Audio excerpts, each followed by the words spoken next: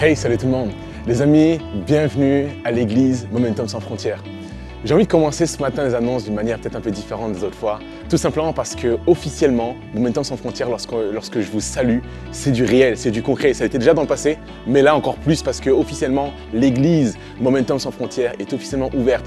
Pas juste l'espace où vous pouvez aujourd'hui nous écrire sur le chat et qu'on puisse vous rappeler, mais les formations, les groupes, ce pourquoi on a prié depuis des semaines et des mois, c'est officiel, c'est ouvert. Si tu n'es pas encore inscrit sur Momentum Sans Frontières, je t'invite là où tu es dès à présent à aller, donc juste après bien évidemment ces annonces et après la réunion, aller sur www.momentumsansfrontières.com, Momentum Sans Frontières avec un S, et tu auras accès au contenu qui assure cet espace. En tout cas, j'ai trop hâte de t'y retrouver. Personnellement, j'y serai à la fin de cette célébration pour pouvoir échanger avec toi. Également, on vous l'a dit, cette semaine, on était donc en Suisse pour un baptême et on a vraiment hâte également de vous montrer cette vidéo. Restez connectés dans les semaines qui arrivent. On va pouvoir vous expliquer à travers un vlog, mais également à travers un partage d'une vidéo, ce que nous avons pu vivre là-bas en Suisse. C'était juste magnifique. Encore merci pour vos prières, merci pour votre soutien. Cette semaine également, on a lancé, il y a 2 semaines, on a lancé nos comptes réseaux sociaux, Instagram et Facebook, Momentum Sans Frontières. Si tu n'es pas encore abonné à ces comptes, je t'invite à les liker pour recevoir des notifications avec du contenu super édifiant. Ce soir également, vous le savez, je vous l'ai dit la semaine dernière, mais c'est ce soir les amis. On a toute une équipe, à l'heure où je vous parle, il y a toute une équipe qui se trouve en Belgique, à Bruxelles, pour des temps extraordinaires. On parle d'implantation de campus, le concert Momentum, Amour Parfait, c'est maintenant, à l'heure où je vous parle, en Belgique. Tu as encore la possibilité de prendre ta place, tu vas directement sur le site Église Momentum et tu peux réserver ton billet pour ce soir pour suivre en live, suivre en rediffusion, en tout cas en écran interposé, ce concert. Donc ne perds pas de temps et va directement prendre ta place si tu n'as pas encore fait. Merci. Merci infiniment pour vos dîmes et vos offrandes. Vous êtes généreux chaque semaine et merci beaucoup. Pour ceux qui nous regardent et peut-être tu te poses la question, c'est quoi une offrande? Simplement le geste, le fait de donner une participation financière, donner de l'argent, des finances pour la cause de Momentum Sans Frontières ou l'église Momentum comme tu le souhaites. Merci encore pour vos dîmes et vos offrandes. Également, ce matin, on va avoir le privilège d'avoir le pasteur Patrice Martorano qui va nous conduire à travers un message intitulé « Pourquoi Dieu garde-t-il le silence ?» Combien de fois, nous, on est confrontés à des situations, vous êtes peut-être dans ce cas de figure, vous êtes confrontés à des situations où vous vous posez la question « Seigneur, est-ce que tu entends ma voix? Pourquoi Dieu garde-t-il le silence ?» Reste accroché, prends de quoi noter, ça va vraiment être bon. Mais juste avant, je vous laisse avec l'équipe de louanges qui va nous conduire dans un temps de cœur à cœur avec Dieu et on se retrouve juste après. Ciao. Bonjour tout le monde, soyez les bienvenus dans ce lieu. On accueille également ceux qui nous rejoignent en ligne. On loue Dieu ensemble ce matin. Amen.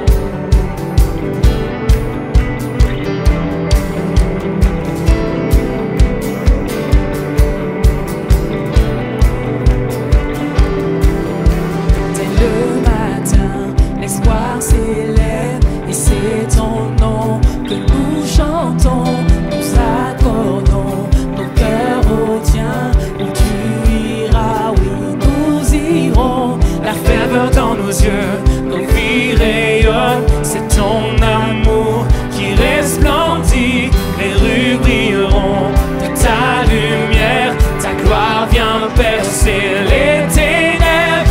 Tu ne failliras jamais, ton amour pour toujours près de moi dans ma vie, brillant en moi chaque jour. Tu ne failliras jamais, ton amour pour toujours près de moi dans ma vie, brillant en moi chaque jour. On loue le Seigneur en sans frontières.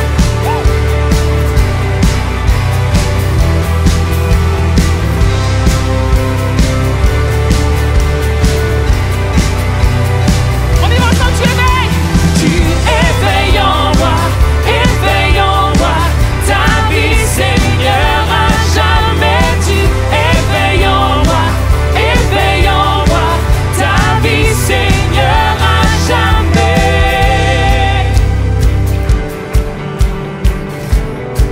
On va le déclarer ensemble ce matin.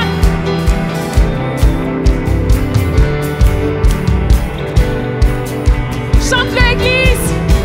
La ferveur dans nos yeux, nos vies rayonnent, c'est ton amour qui resplendit. Les rues brilleront de ta lumière, ta gloire vient percer les ténèbres. Tu ne failliras jamais, ton amour pour toujours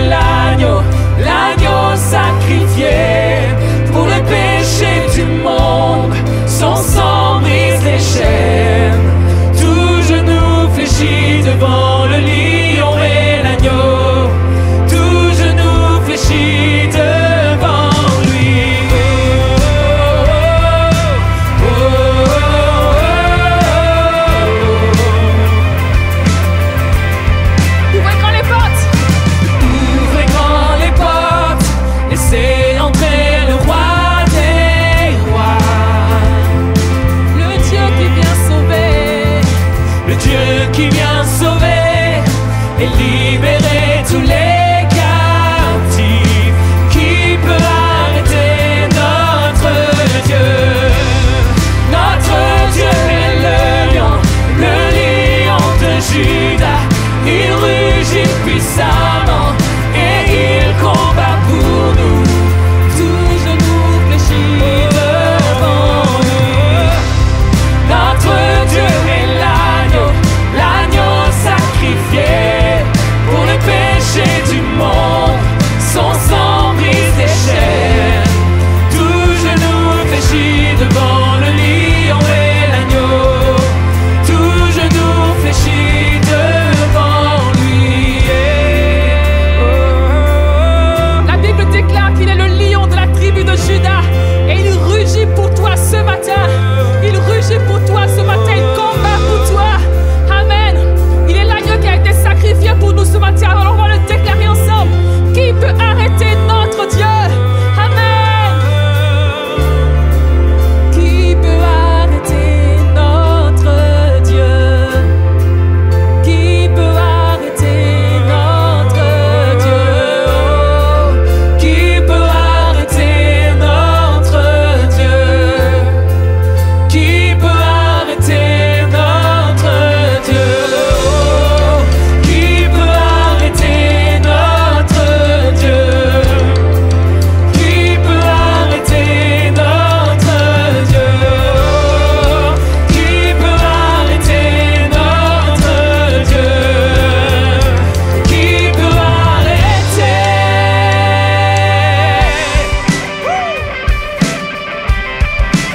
Déclare-le! Notre Dieu est le lion de Juda. Il rugit puissamment et il combat pour nous. Tout genou fléchit devant lui. Notre Dieu est l'agneau sacrifié pour le péché du monde. Son sang brise les chaînes. Tout genou fléchit devant le lion et l'agneau.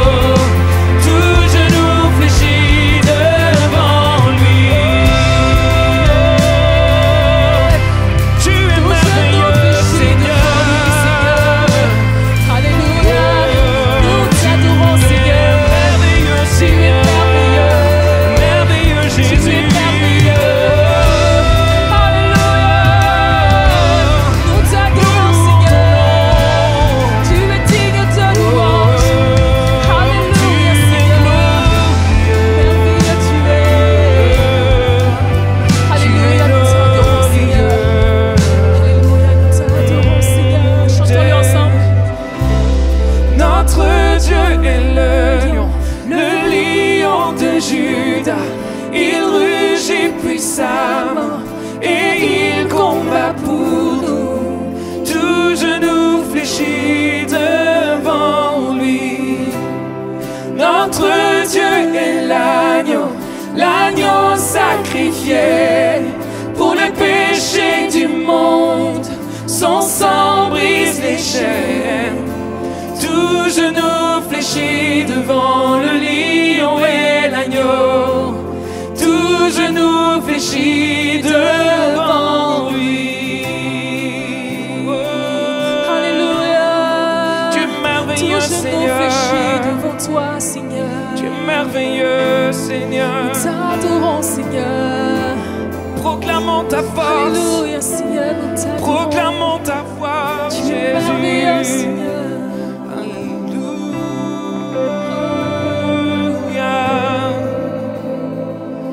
Merci Jésus parce que tu es là, Seigneur mon Dieu. Tu es celui qui combat pour nous, Seigneur mon Dieu. Seigneur, et nous voulons proclamer que tu es là avec nous. Dans nos épreuves, dans la situation dans laquelle nous sommes en ce moment même, Seigneur Jésus. Où la peur est là, l'angoisse est là, Seigneur. Les bruits de guerre. Seigneur mon Dieu, tu es avec tes enfants. Tu as promis que tu marcherais avec nous, même dans la vallée de l'ombre de la mort, Seigneur.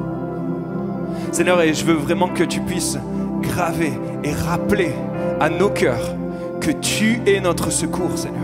Si la lune me glace et que le soleil menace, Seigneur mon Dieu, les géants sont là, Seigneur mon Dieu.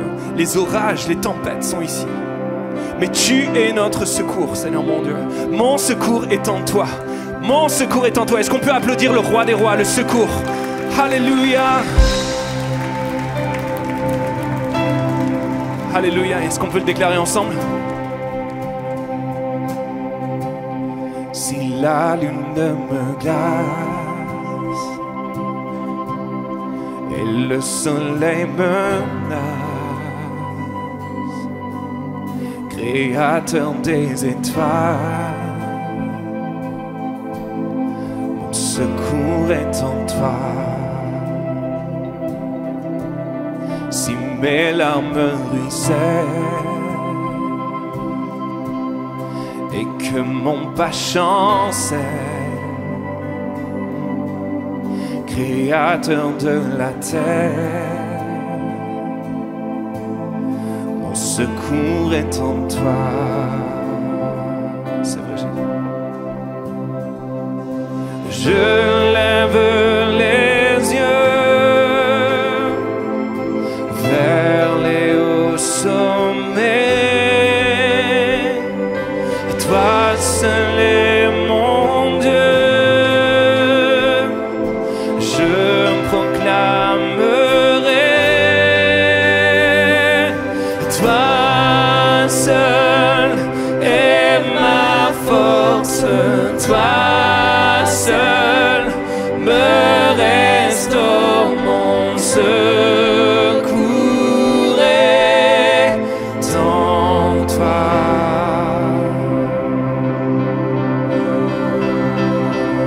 Et toujours, oui, tu me portes.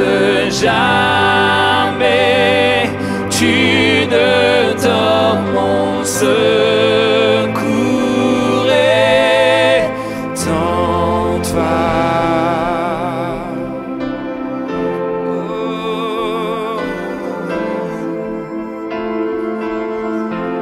Si la peur m'envahit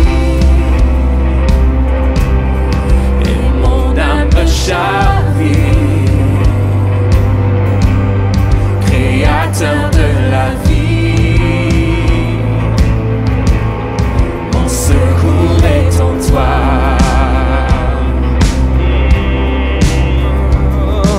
Oui, je lève les yeux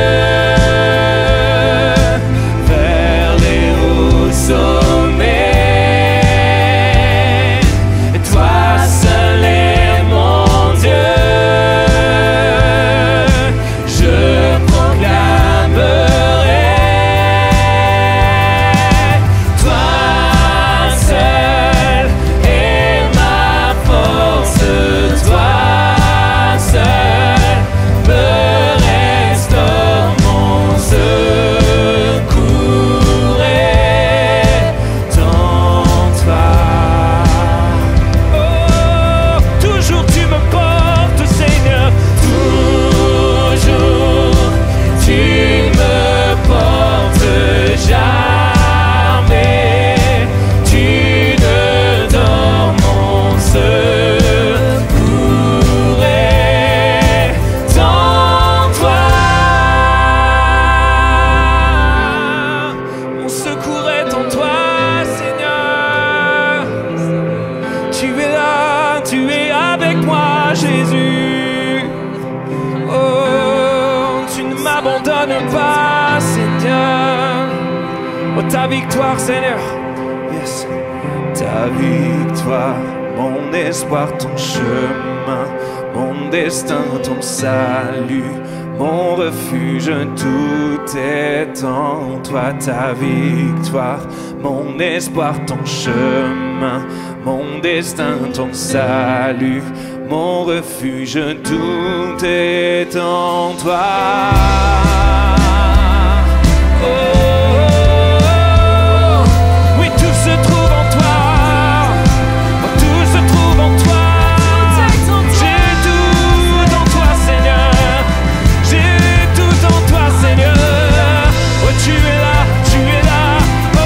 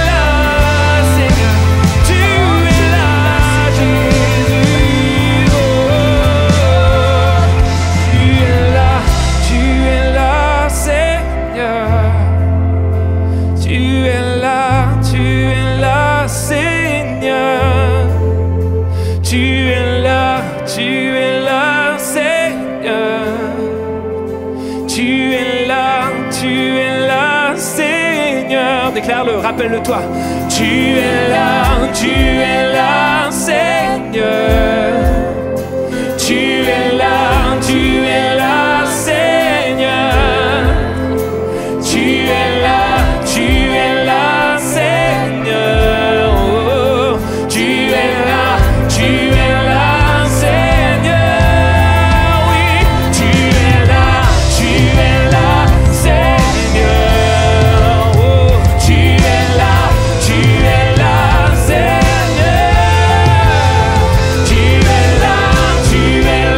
Seigneur. Tu es là, Seigneur.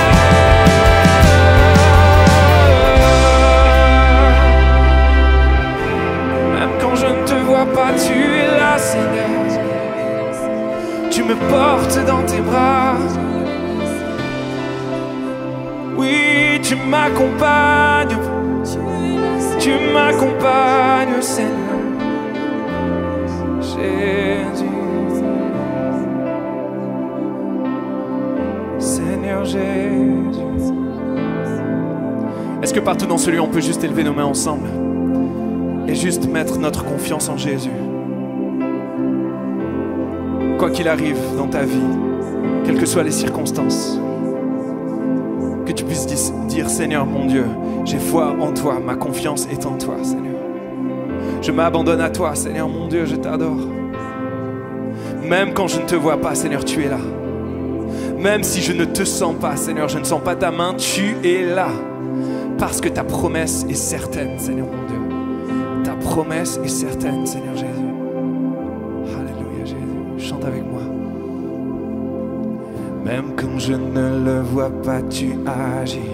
Même quand je ne le sens pas, tu agis. Tu ne t'arrêtes jamais. Tu ne t'arrêtes jamais. Même quand je ne le vois pas, tu agis. Même quand je ne le sens pas, tu agis. Tu ne t'arrêtes jamais. Tu ne t'arrêtes.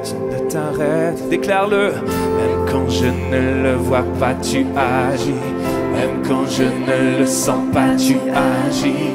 Tu ne t'arrêtes.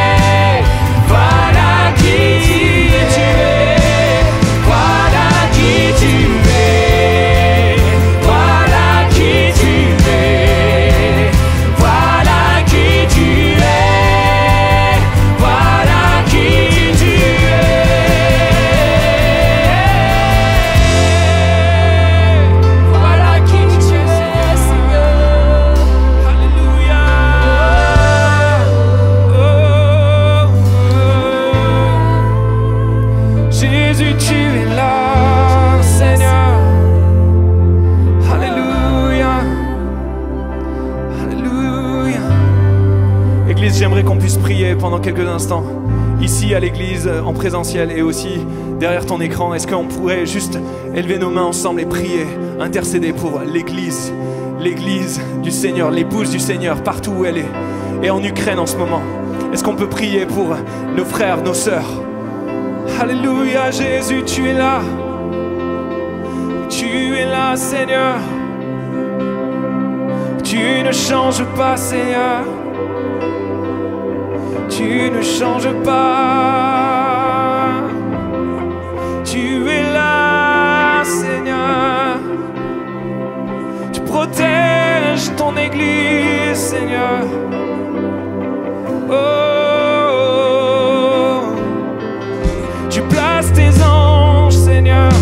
Tu places tes anges autour de ton Église, autour de ceux qui croient en toi, qui se confient en toi, Jésus. Oh, protège, Jésus. Alléluia. Amène la paix, Seigneur. Amène la paix, Jésus. Oh, même quand je ne te vois pas, Seigneur, tu es là. Même quand je ne te sens pas, tu es là. Oh, oh,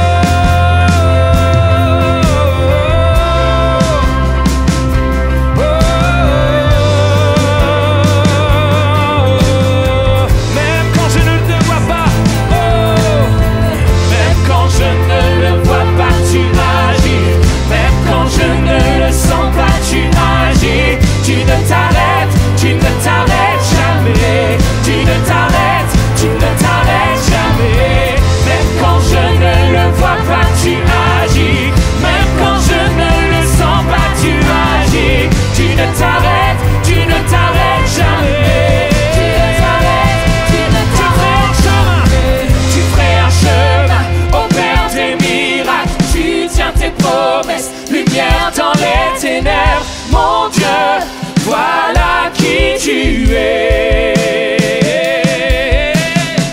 Tu ferais un chemin, opère des miracles. Tu tiens tes promesses, lumière dans les ténèbres.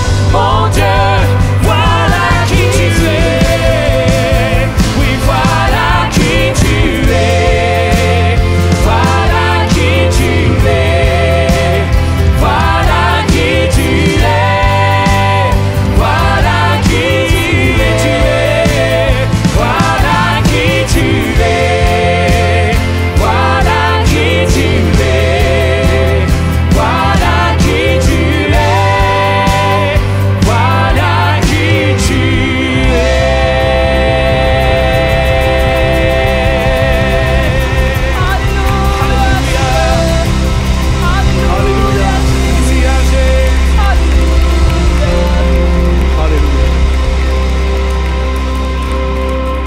Combien dans ce lieu sont reconnaissants de qui est Dieu?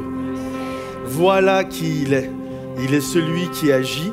Il est celui qui a ses yeux posés sur toi. Tu n'es pas invisible, tu n'es pas perdu. Le Seigneur sait exactement où tu es. Et je crois que ce matin, il va venir te chercher. Amen. Que tous ceux qui le croient, est-ce qu'on peut applaudir le roi des rois? Je remercie Dan, toute l'équipe de Louange pour ce moment et également pour ce temps de prière pour le peuple ukrainien, pour ce qui prend place. Et vraiment, on vient de prier pour eux et vraiment, j'aimerais vous encourager durant tout ce temps-là. Vous savez, on a vite fait de s'inquiéter, on a vite fait, et c'est normal parfois de s'inquiéter, hein. Parfois c'est infondé, mais parfois c'est quand même fondé.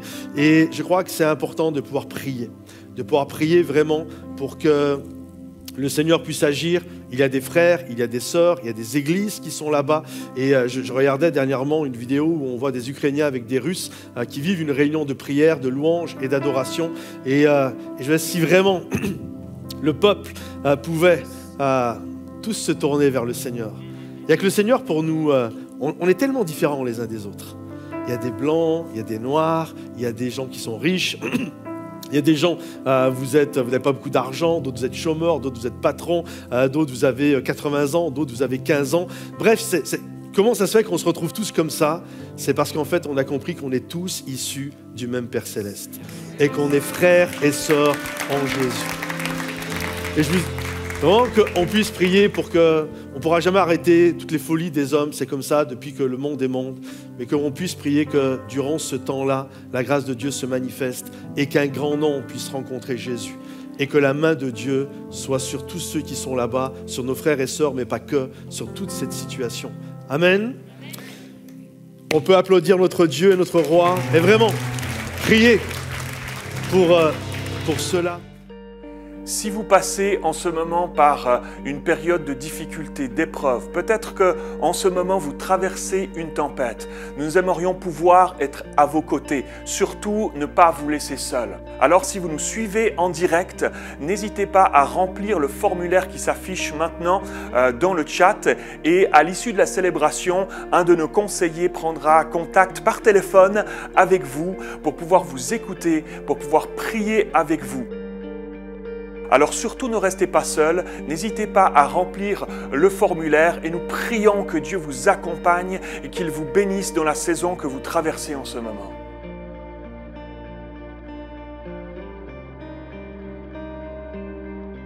On est heureux ce matin de pouvoir se retrouver, d'être de nouveau ensemble. C'est vraiment une grâce, c'est vraiment une bénédiction. Et puis il y a tous ceux également qui sont sur Internet, c'est Momentum Sans Frontières. Est-ce qu'on peut les accueillir chaleureusement ?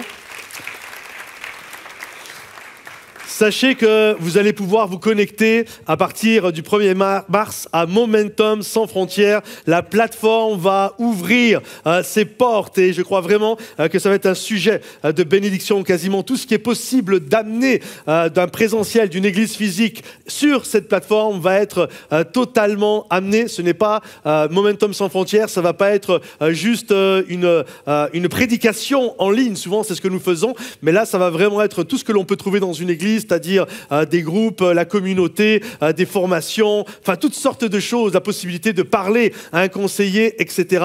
Vous allez le retrouver sur Momentum Sans Frontières. Alors, à partir du 1er mars, pensez à vous connecter. Tous ceux qui nous suivez sur Internet, si ce n'est pas encore fait, pensez à créer votre compte momentumsansfrontières.com et je crois vraiment qu'on va être bénis et encouragés.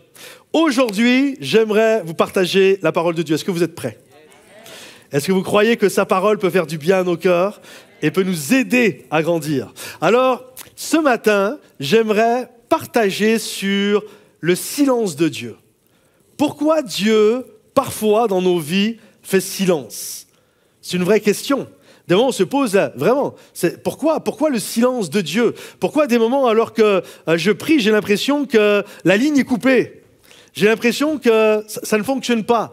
Et ça nous est tous arrivé dans des moments de notre vie où on a l'impression que Dieu ne nous entend pas ou que Dieu, c'est comme s'il nous avait oubliés. C'est comme si on était dans une zone, littéralement, où il n'y a pas de 4G, 3G, il n'y a même pas Edge, c'est sans réseau. Il n'y a rien du tout. Des moments, on le prie parce que nous sommes à la croisée des chemins. Et nous savons que l'Éternel est notre berger, il nous conduit. Et donc, Seigneur, l'Éternel est mon berger, je te prie, je ne sais pas où aller, quelle étude je dois faire, quel job je dois faire, etc. Et on a besoin que Dieu nous parle, et là, poum, silence. Et on ne comprend pas. On prie le Seigneur parce que nos enfants sont sur une mauvaise pente. On voit la catastrophe arriver inéluctablement. On voit le mur qui se rapproche. On prie et silence. Rien ne se passe, la situation ne se débloque pas. Nous sommes malades, nous prions fort. Et là, c'est le silence. C'est comme si rien ne se passe à l'horizon. On a l'impression que Dieu nous a oubliés, que je suis dans une zone où on ne capte pas, il n'y a pas de réseau, il y a quelque chose qui ne fonctionne pas. Et on peut se poser ces questions-là. On peut se poser la question, Dieu a-t-il des raisons d'agir ainsi ? Et nous, comment devrions-nous réagir durant ces moments de silence? Il y a 2 semaines, j'ai apporté un message qui s'intitulait « Dieu n'est jamais en retard », basé sur la vie de Lazare, Marthe et Marie. Qui était là? Levez la main, s'il vous plaît, jouez le jeu. Ça m'intéresse vraiment de savoir. Je ne regarde pas spécialement vos visages, mais... Ok, les autres, vous n'avez pas... Levez la main, s'il vous plaît, vraiment que je puisse me rendre compte. Ok, donc une bonne moitié qui n'était pas là. Et juste pour vous remettre dans le contexte de ce que nous avions partagé, il y a Marthe et Marie qui font appeler Jésus. Et il est dit ceci, les 2 sœurs envoyèrent donc quelqu'un auprès de Jésus pour lui faire dire « Seigneur, ton ami est malade. » Quand Jésus apprit la nouvelle, il dit « Cette maladie n'aboutira pas à la mort. Elle servira à glorifier Dieu et elle est une occasion pour faire apparaître la gloire de Dieu. » Or, Jésus, bien que très attaché, ce n'était pas un problème d'amour de Jésus, très attaché à Marthe et à sa sœur et à Lazare, resta encore 2 jours là où il se trouvait après avoir appris la maladie. On sait de manière sûre et certaine que Jésus aimait Lazare. D'ailleurs, lorsque Jésus va arriver, Lazare, malheureusement, est déjà mort. Et on sait que le silence de Jésus, on avait vu ça ensemble, ça va être pour la gloire de Dieu, parce que derrière, Lazare va ressusciter. Il y a plein de belles choses qui vont prendre place. Mais Jésus, la Bible nous dit, aimait Lazare. D'ailleurs, quand il va se retrouver devant le tombeau de Lazare, la Bible nous dit que Jésus pleura. C'est le verset le plus court de toute la parole de Dieu. Jésus pleura parce qu'il aimait Lazare. Et il y a vraiment une souffrance, il y a vraiment une tristesse dans le cœur de Jésus. Donc, Jésus a été en silence, non pas parce qu'il n'aimait pas Lazare, il l'aimait, non pas parce qu'il n'était pas attaché à Marthe et Marie, il était attaché à eux. Mais il y avait quelque chose dans ce silence qui préparait quelque chose d'autre. Et c'est ça que j'aimerais que nous puissions saisir et comprendre ce matin, c'est que parfois, le silence de Dieu, c'est un mode opératoire où il y a quelque chose d'autre qui se prépare. Quelque chose de plus grand que nous qui se prépare. Et nous sommes appelés, comme je le disais la semaine passée, à rester dans une foi, dans une confiance inconditionnelle, une foi totale envers Dieu. On sait que Dieu parle. Si je prends la parole de Dieu, de l'Ancien Testament, de la Genèse à l'Apocalypse, on voit que Dieu parle. Le passage des Hébreux nous dit que, la lettre aux Hébreux nous dit que Dieu parle tantôt d'une manière, tantôt d'une autre. Il nous a parlé par les prophètes, il nous a parlé par les anges, il nous a parlé par le Fils, par Jésus. Donc Dieu parle tout le temps, il parle à travers un prédicateur, il peut te parler à travers un ami, il peut te parler pendant un chant de louange et d'adoration, il peut te parler par un don spirituel. Bref, Dieu parle. Mais parfois, il garde le silence. Et quand il garde le silence, ça peut être troublant pour chacun d'entre nous. Alors aujourd'hui, j'aimerais vous apporter un message que j'ai intitulé « Pourquoi Dieu garde-t-il le silence ?» Et on va regarder trois raisons de pourquoi Dieu garde le silence. Ce n'est pas exhaustif. J'aurais pu faire une dizaine de raisons. Certains d'entre vous, vous allez quitter la réunion en disant « Tiens, aussi, on aurait pu parler de ça. » Et c'est correct. Mais j'aimerais ces 3 raisons qui ont travaillé mon cœur quand j'ai préparé ce message-là. Et ces 3 raisons que j'aimerais vous communiquer parce que je crois que ça va parler à un grand nombre. Vous allez tous vous retrouver, je pense, beaucoup dans une de ces 3 raisons de pourquoi Dieu garde le silence. Alors, est-ce que vous êtes prêts ? Vous êtes prêts ? Donc, la première raison, c'est que Dieu désire vous ramener à lui. Une des raisons de pourquoi Dieu garde le silence, c'est parce qu'il désire nous ramener à lui. Vous savez, parfois, on est sur une mauvaise voie, on est sur un mauvais chemin, et le désir de Dieu, c'est de nous ramener sur la bonne voie, de nous ramener sur le bon sentier, afin que nous puissions entendre sa voix. Nous avons pris la décision d'aller sur un sentier, et Dieu respecte ça, et il ne nous parle plus pendant ce moment-là. Et tant que nous ne prenons pas la décision de revenir sur le bon chemin, on va être coupé de cette relation, de cette voix qui vient nous parler, qui vient nous encourager et qui vient nous restaurer. Je ne sais pas, ceux qui sont de ma génération ou même quelques-uns par la suite ou ceux également qui étaient avant, je ne sais pas si vous avez connu certains, vous avez connu cette mode-là, je ne sais pas si on peut dire une mode, mais vous comprenez. Sur la page de garde, on mettait des dates de notre Bible. On mettait la date de, par exemple, quand on avait donné notre vie à Jésus, on mettait ça sur la page de garde. Le 12 août 1995, c'est le jour de ma conversion, c'est le jour où j'ai donné ma vie à Jésus. Et puis ensuite, le 29 janvier 1996, baptisé du Saint-Esprit, le 5 mai 1996, je vous donne mes dates à moi, le 5 mai 1996, baptisé d'eau. Et on est là et on est content, on met nos dates. Et puis ensuite, il y a des dizaines d'années qui s'écoulent, mais c'est comme, on ne met plus rien. C'est comme s'il ne se passait plus rien.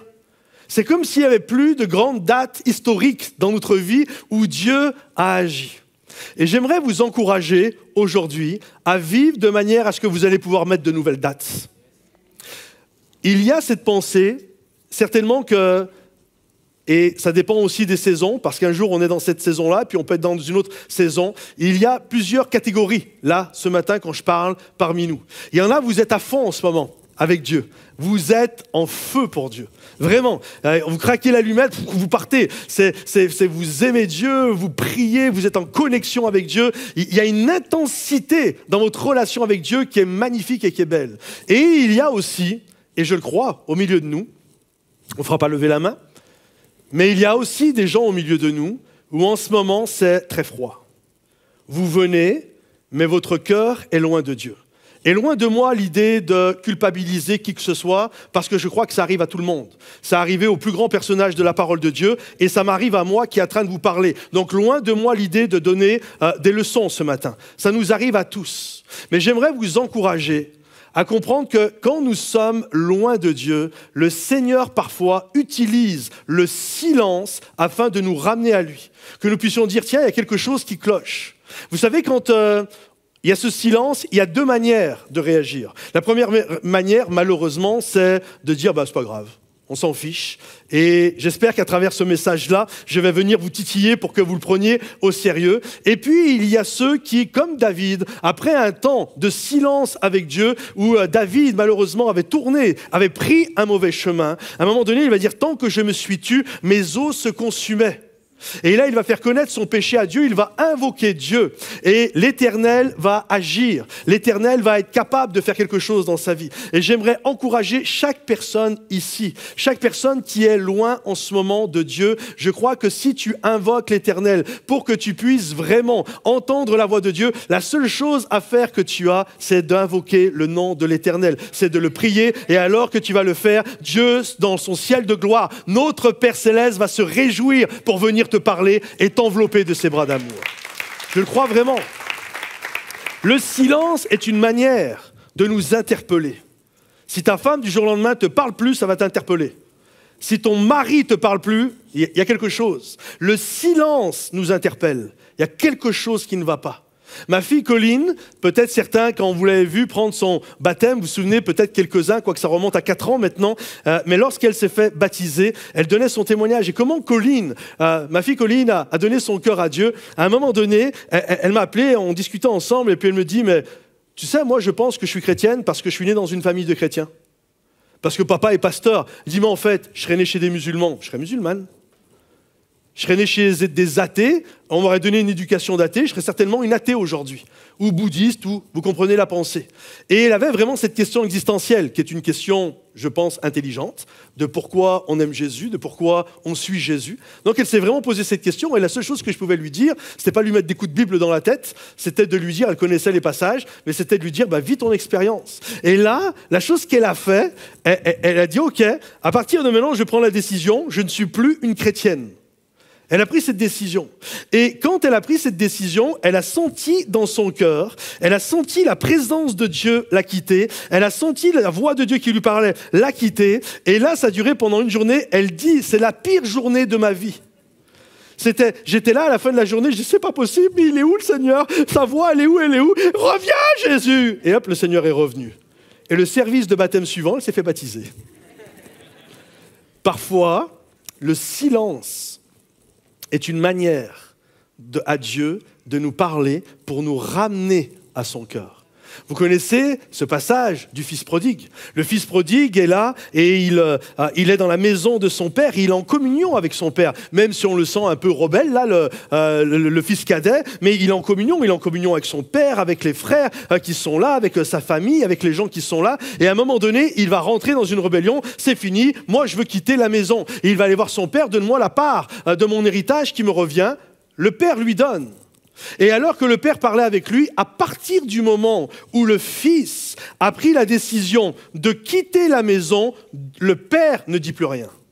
Le fils sort de la maison, le père ne dit rien. Vous pourrez lire l'histoire, le père ne dit rien. Le fils part dépenser tout son argent, le père ne dit rien. Il dépense son argent avec des prostituées, avec l'alcool, avec la luxure, avec tout ce qu'il peut y avoir. Le père ne dit rien, il ne dit strictement rien.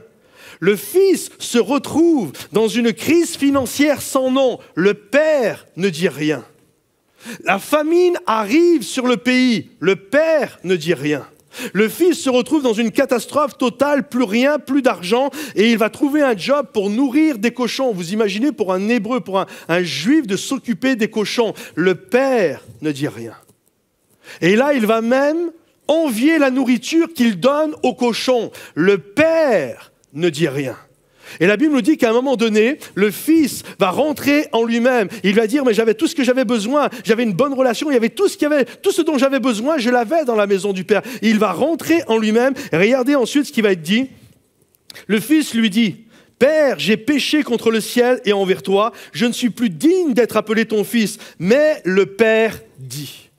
À partir du moment où le Fils a décidé de se reconnecter avec le Père, il a fallu une demi-seconde pour que le Père se mette à parler. Et je crois que lorsque nous revenons à Dieu, lorsque nous revenons à notre Père céleste, le Père parle directement. Comprenez ceci, inscrivez-le en lettres d'or. Dieu est un gentleman. Vous savez, un des problèmes que nous, on a les hommes, c'est que quand les gens nous disent non, parfois on ne comprend pas non. On est têtu.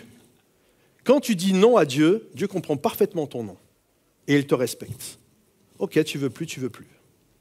Tu peux quitter, mais il ne dit plus rien. Le Père ne dit plus rien. Mais dès que tu veux reconnecter avec lui, tu vas t'apercevoir qu'il a les bras ouverts, qu'il désire te prendre, qu'il désire te pardonner, qu'il désire te restaurer, qu'il désire te replacer et que tu deviennes ce qu'il a prévu que tu sois.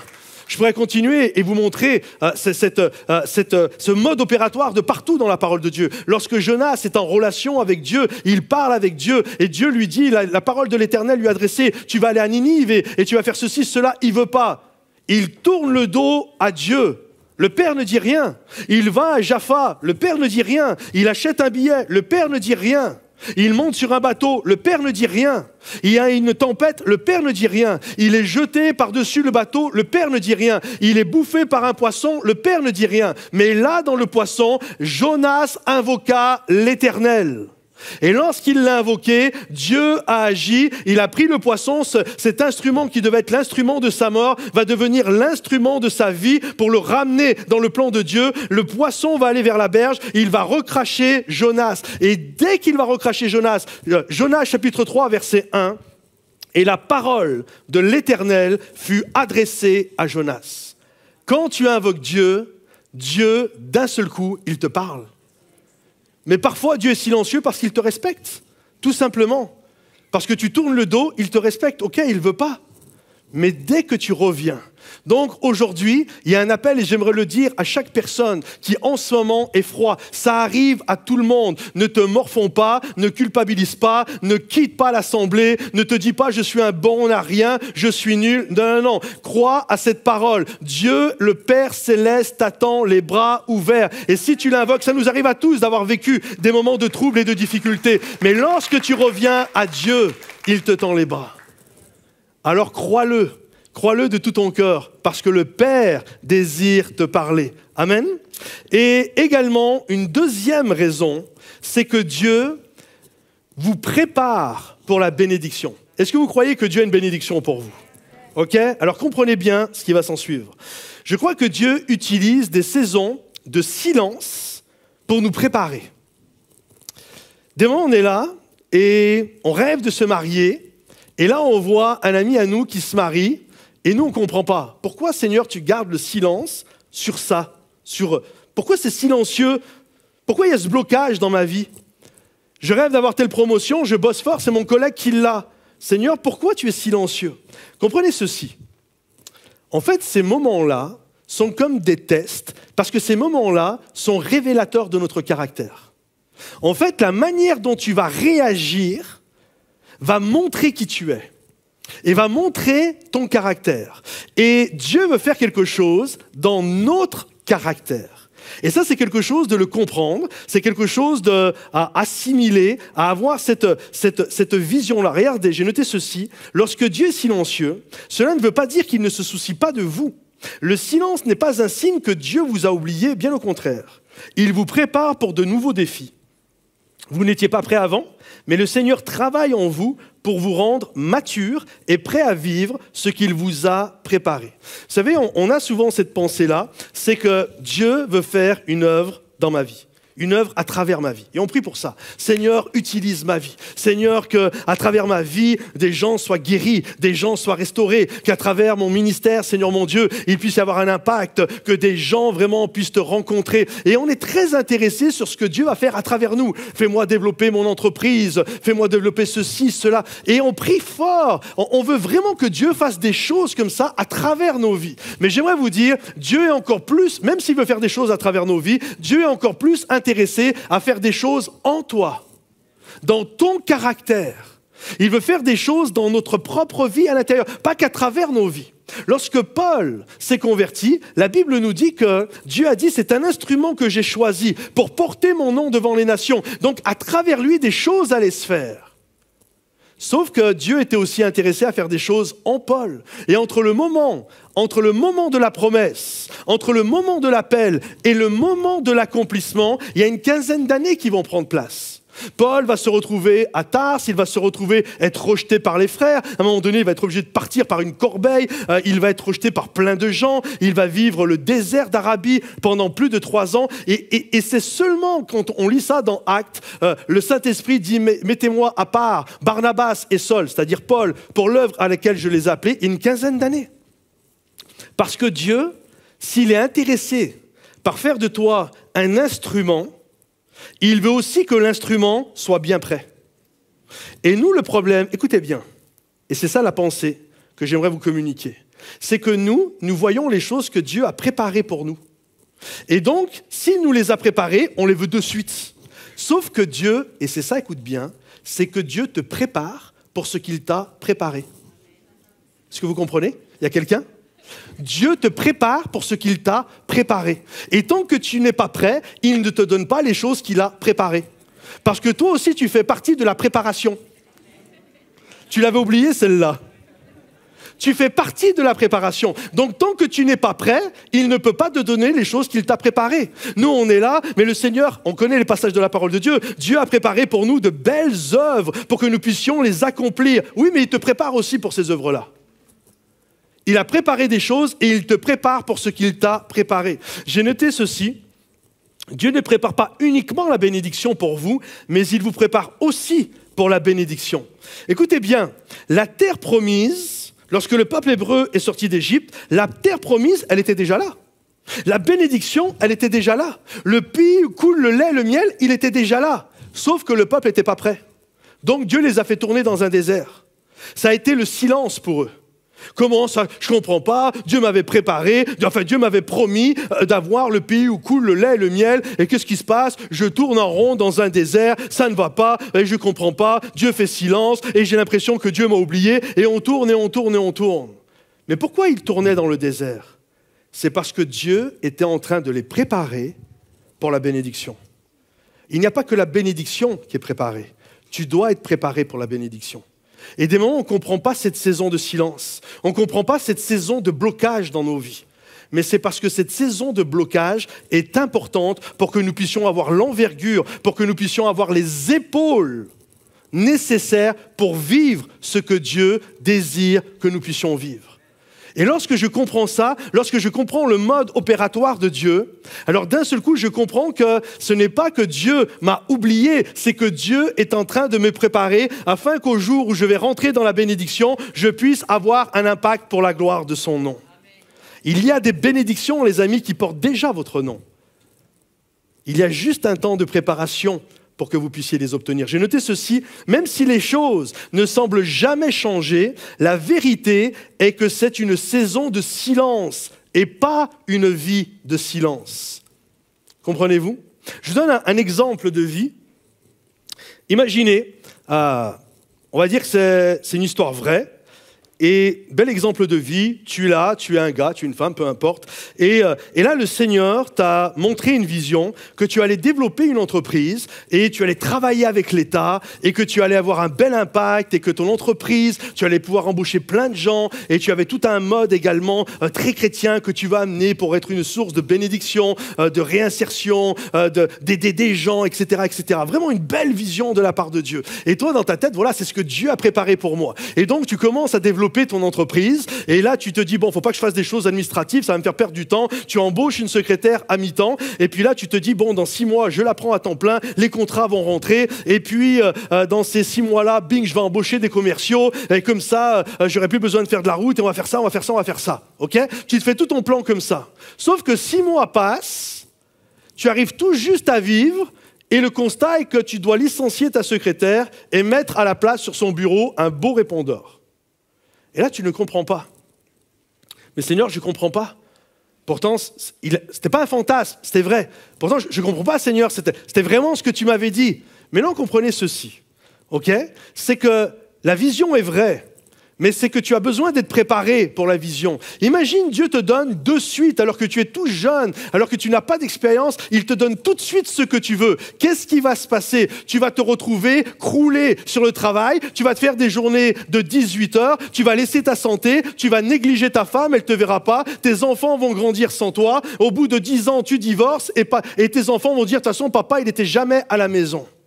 Et ça devient une catastrophe totale. Et Dieu le sait. Donc Dieu te prépare pour la vision finale, comme pour Joseph, comme pour plein de gens dans la parole de Dieu, il te prépare pour la vision finale. Et tu grandis petit à petit avec Dieu, petit à petit, pas après pas, il t'équipe, il te donne la carrure dont tu as besoin. Conclusion, 10 ans plus tard, finalement tu vas faire les choses, mais tu vas faire les choses en n'ayant jamais négligé ta femme, en n'ayant jamais négligé tes enfants, en n'ayant jamais négligé ta relation avec Dieu. Tu grandis dans cette manière d'être. Et je crois que c'est important de le comprendre. Vous savez, j'ai vu un documentaire dernièrement, ça m'a fait sourire, sur les édifices en Grèce et en Italie. L'Empire romain et l'Empire grec, deux grands empires. Et il disait que la plupart des grands édifices grecs, aujourd'hui, sont en ruine, alors que la plupart des grands édifices italiens, romains, sont toujours quasiment tous debout. Et vous pouvez regarder, c'est juste fou. Même les plus beaux temples grecs, vous savez où ils sont? Ils ne sont pas en Grèce, hein. Ils sont en Sicile. Je vous ai mis une photo à 40 km de là où sont nés mes parents. Ça, c'est un temple qui est en Sicile, qui est à 40 km. Mais des temples comme ça, tu n'en vois pas beaucoup en Grèce. En Sicile, tu en as plein. Et donc, ils expliquaient pourquoi, la manière dont c'était fait, pourquoi dans l'Empire romain, pourquoi les Italiens, les édifices sont quasiment toujours debout, le Colisée est toujours debout. Le Colisée, la seule chose qui lui manque, c'est le marbre. Et c'est pas parce que le temps a fait son effet, c'est que les gens autour, ils ont piqué le marbre pour faire leur maison, c'est tout. Sinon, le Colisée, il est impeccable. Même la tour de Pise, même si elle est penchée, elle est toujours là. Et ils expliquaient pourquoi. Écoutez bien, c'est que dans la Grèce, quand tu voulais construire un grand temple, admettons, tu devais faire des études pendant 15 ans, des études de mathématiques, des études d'architecte, où on t'expliquait tous les trucs, et au bout de 15 ans, quand tu sortais de ton école, on te donnait le chantier pour construire le grand temple. Or, chez les Romains, c'était complètement différent. Le système romain était bâti sur l'artisanat. C'est-à-dire, tu commences, on te donne de construire une petite cabane. Quand tu es capable de construire la petite cabane, on te demande de construire une maison. Quand tu es capable de construire une maison, on te fait construire une maison plus grande. Et un jour, tu construis le Colisée. Vous comprenez? Et c'est ce qui fait que d'un côté, ça s'est écroulé, et c'est ce qui fait que de l'autre côté, c'est toujours debout. Et Dieu travaille exactement dans la même manière. Son mode opératoire, c'est l'artisanat. Il te confie de petites choses. Et quand tu es fidèle, il t'en confie de plus grandes. Et quand tu es fidèle, il t'en confie de plus grandes. Et quand tu es fidèle, il te confie de plus grandes. C'est ça la manière de faire de Dieu. Sauf que nous, des moments, on est là et on veut construire le Colisée, tout de suite. Dieu m'a fait la promesse d'avoir le Colisée. Seigneur, pourquoi il n'y a pas le Colisée? Pourquoi tu fais silence? Non, grandis d'abord. Étape après étape. C'est pas que Dieu fait silence parce qu'il ne veut pas que tu construises le Colisée. C'est qu'il veut y aller étape après étape. Oui, il fera silence pour le Colisée. Il veut pour l'instant que tu construises ta petite maison. Il veut pour l'instant que tu t'occupes de ton petit foyer. Et petit à petit, il va faire grandir les choses. Alors, mon frère, ma sœur, mes amis, restez forts et faites confiance à Dieu.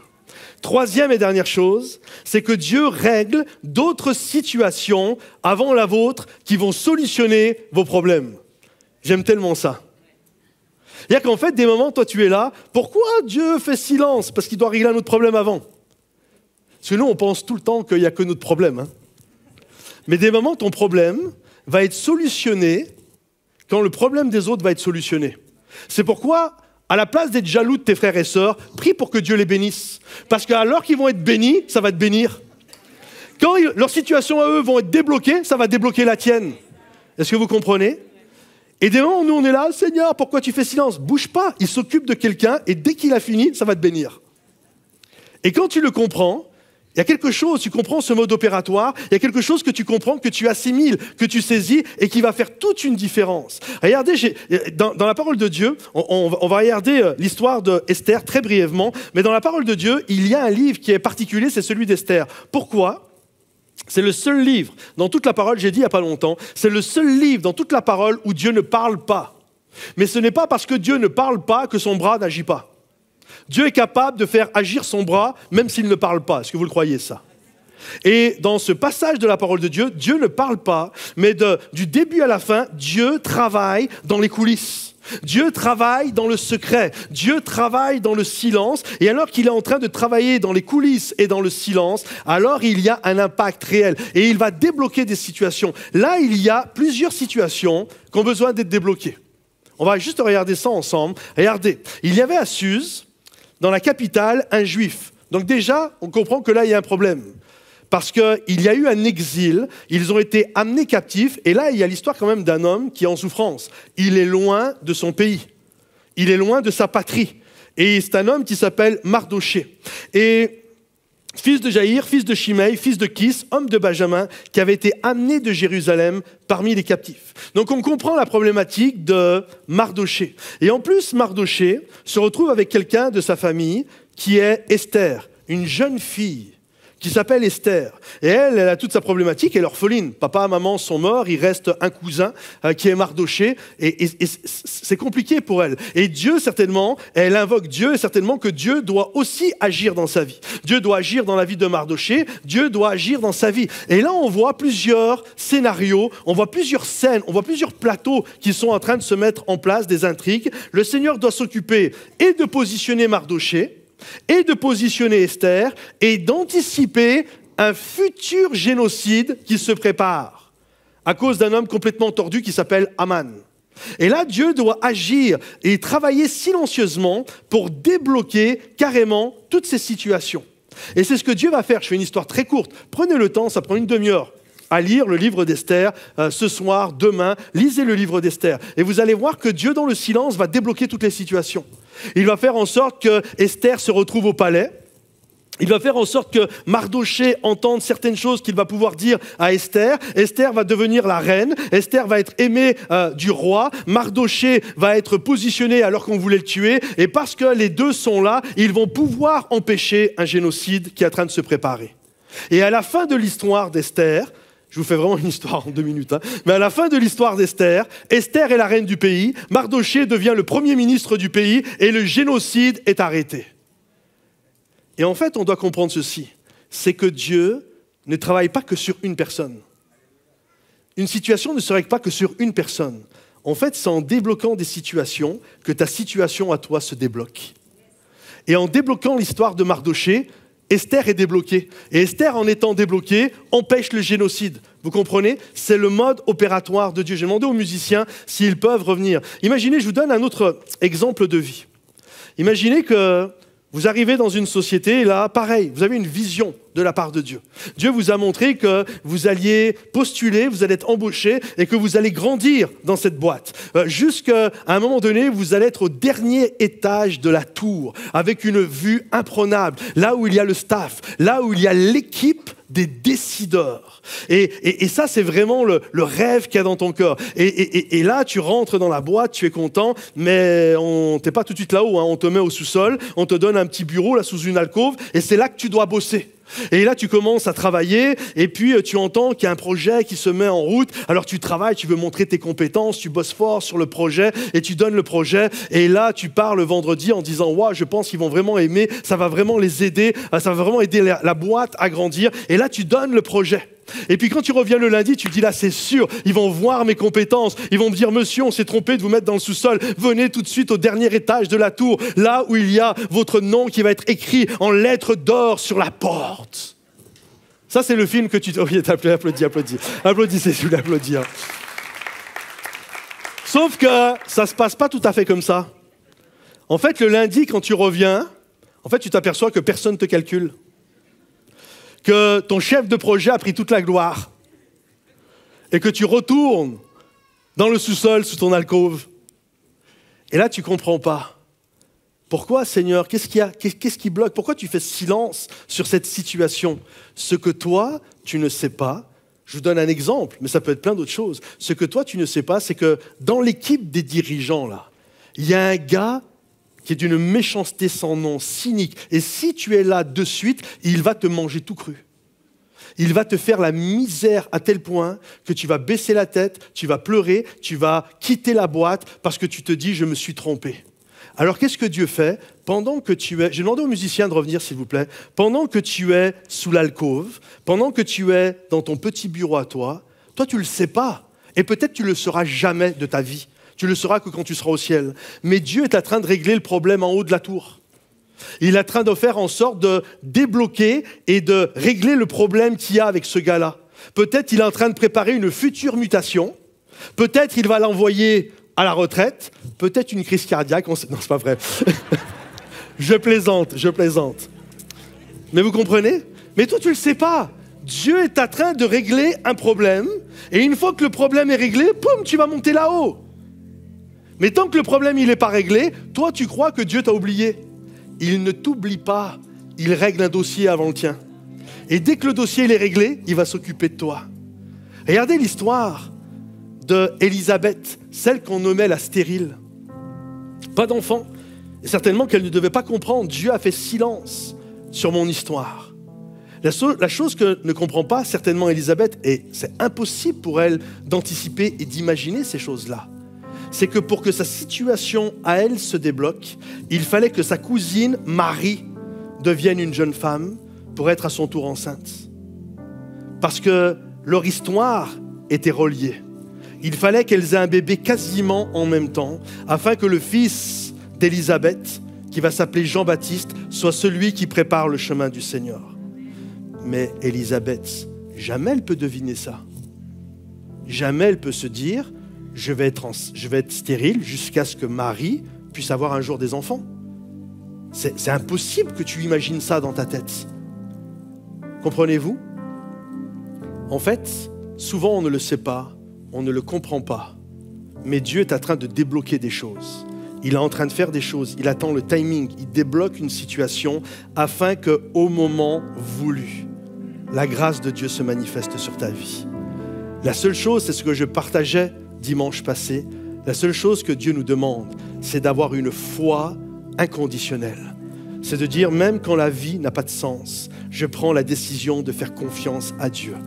Même quand je ne comprends pas, je marche avec mon Dieu. Même quand je ne le vois pas, même quand il est silencieux, je prends la décision de continuer à faire confiance à Dieu. Je ne sais pas ce que Dieu est en train de régler dans les lieux célestes, mais certainement qu'il règle quelque chose. Et lorsqu'il aura fini de le régler, au moment voulu, il va dire que la lumière soit. Il va donner le clapet action, et on va y aller. Faites confiance à Dieu. Apprenez ces modes opératoires et vous allez voir que Dieu ne vous oublie jamais. J'ai noté, je vais finir avec ça, quand tu n'entends pas la voix de Dieu, fais confiance à son cœur. Fais confiance à son cœur. Vous savez, un enfant, vous savez comment il apprend le langage de ses parents? En parlant avec ses parents. Un bébé va naître dans une famille, il va parler avec papa, il va parler avec maman, et puis d'un seul coup, il va apprendre à parler le français. Puis s'il était né en Chine, il aura appris le chinois. Puis peu importe le pays où il va être, il va apprendre le pays, la langue du pays où il est. Que son papa a, que sa maman a. Il va apprendre la langue, ce qu'on appelle la langue maternelle. Il va apprendre la langue de ses parents. Et je crois que c'est exactement pareil. Vous savez, des moments où on est là, je ne comprends pas, Dieu ne me parle pas. J'ai une bonne nouvelle pour vous, il y a quelque chose qui s'appelle la parole de Dieu. Dieu parle. Tout ce que je viens de vous dire aujourd'hui, je l'ai sorti de la parole de Dieu. Et plus tu apprends à connaître le langage du Père, plus tu apprends à comprendre comment il fonctionne. Tu apprends à connaître ses modes opératoires. Tu apprends à connaître pourquoi parfois il y a des silences. Et en fait, même les silences, tu comprends que Dieu parle. Même à travers un silence, Dieu parle. Et plus tu connais le langage de ton Papa du ciel, et plus tu peux discuter avec lui. Comprenez-vous? Souvent, elle reste fermée. Et on ne comprend pas. Dieu, j'ai besoin que tu me parles. Ouvre la Bible. Il va te parler. Tous ceux qui sont des lecteurs de la parole de Dieu savent que Dieu parle. Tantôt d'une manière, tantôt d'une autre. Même à travers un silence, Dieu parle. Alors aujourd'hui, quoi que tu vives, quelle que soit ta situation, quelles que soient les complications, quelles que soient les joies, les peines, les échecs, les succès, quel que soit ce que tu vis, là dans ce lieu ou devant ton écran, j'aimerais te dire, fais confiance à Dieu.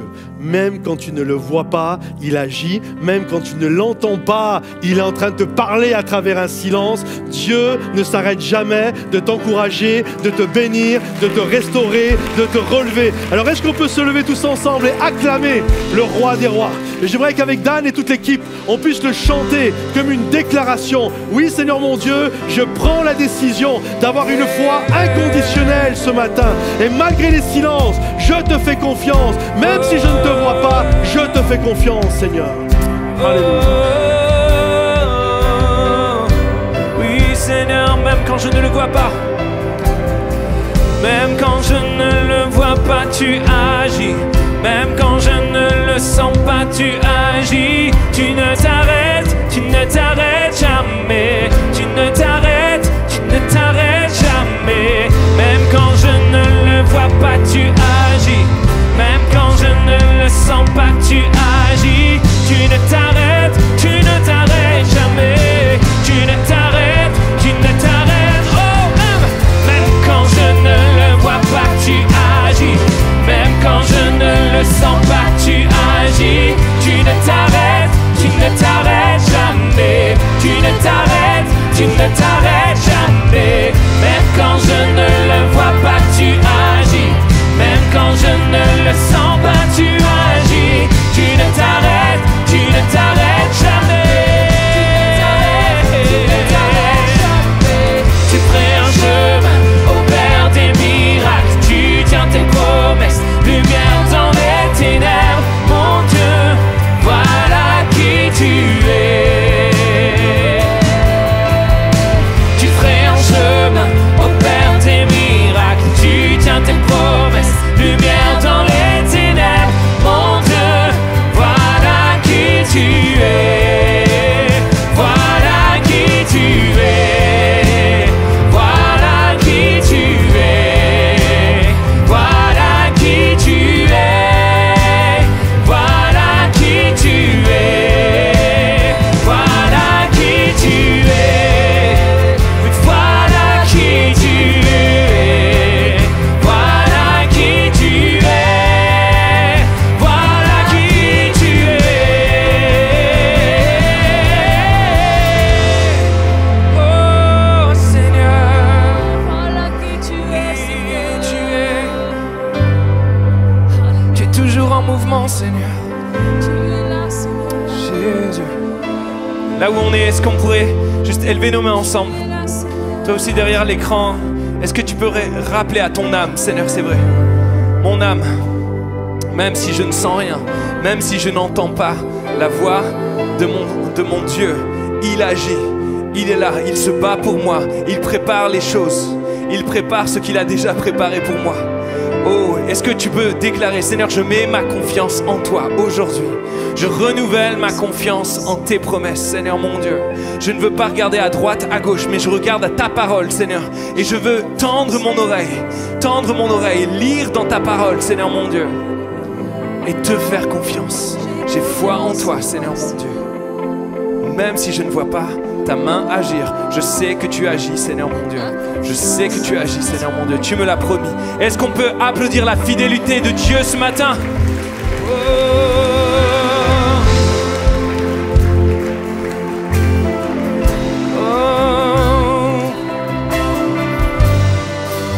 Déclare-le avec moi.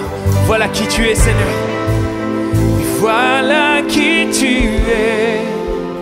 Voilà qui tu es. Voilà qui tu es. Voilà qui tu es. Tu es souverain. Voilà qui tu es. Tu es. Tu es fidèle, fidèle à tes promesses, fidèle à tes promesses. Oh, voilà qui tu es fidèle. Tu es fidèle. Tu ne te trompes pas. Tu ne m'abandonnes pas. Non, non, non. Tu es 3 fois saint. Tu es Dieu de gloire. Mon libérateur. Oh, voilà qui tu es. Voilà qui tu es. Oui, voilà qui tu es. Voilà qui tu es. Dernière fois. Oui, voilà qui tu es. Voilà qui tu es. Voilà qui tu es. Voilà qui tu es.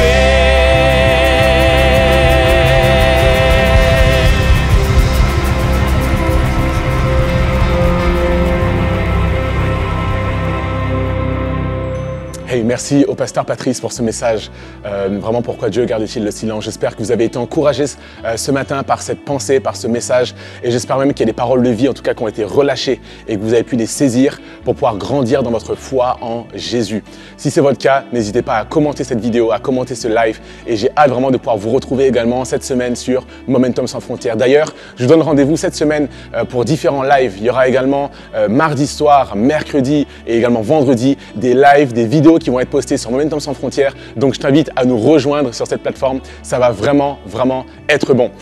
Enfin, merci encore, je vais le dire maintenant, pour vos dîmes et vos offrandes. Merci infiniment. Vous avez toujours la possibilité de donner en vous rendant directement sur le site de l'Église Momentum dans la rubrique dîmes et offrandes ou directement sur monoffrande.fr.